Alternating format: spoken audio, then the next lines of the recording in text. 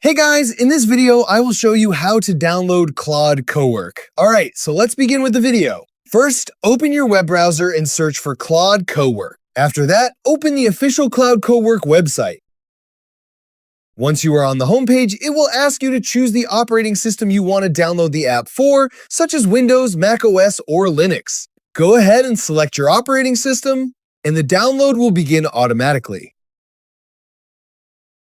When the download is finished, open your Downloads folder and locate the installer file. Double-click on the installer to start the setup process, then follow the on-screen instructions to install the application on your desktop. The installation may take a few moments, depending on your system. Once everything is installed successfully, launch the application and sign in using your email account or your Google account. After logging in, you'll be able to access and use Claude directly from your desktop without needing to open it in your browser every time, and that's it. So that's basically how you can download Claude CoWork. So that's all for this video. See you in the next one. Thanks.